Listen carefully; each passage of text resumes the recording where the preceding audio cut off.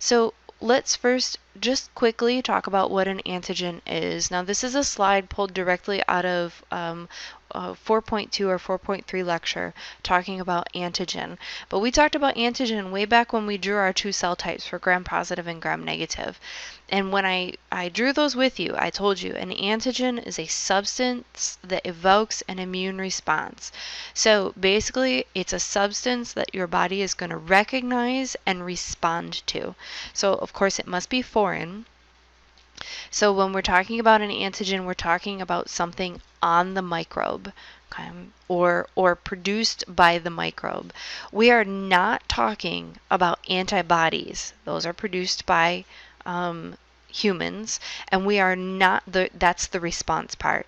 And we are definitely not talking about a drug or a treatment. Okay, so that's often where students miss the mark. They talk about a drug or a treatment, or they talk about using antibodies, and antibodies are the response. Okay, they're the result of seeing an antigen. So what we're looking for is something on the microbe that is going to be antigenic, that's going to stimulate the body. The body's going to say, aha, this doesn't belong here. I better respond. And ideally, the response that we're looking for is to make memory cells. That's where we're headed.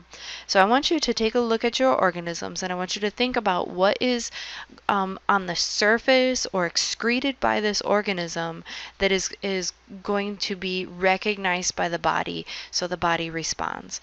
And some things are really good antigenic molecules. For example, an exotoxin is going to be a much better antigenic molecule than an endotoxin. An endotoxin, first of all, is nonspecific. It's going to be an antigenic molecule that we would see on all gram-negatives, and it's tucked inside the cell envelope, so it kind of sneaks through. The body's not going to recognize that right away. Whereas an exotoxin leaves the cell. It is a protein. Proteins are strongly antigenic, and it's going to be very specific to that particular organism. You can also look at large non-protein molecules, so capsules, glycoproteins, things such as that will be good antigenic molecules. And sometimes we can take small molecules and we can attach them to larger ones.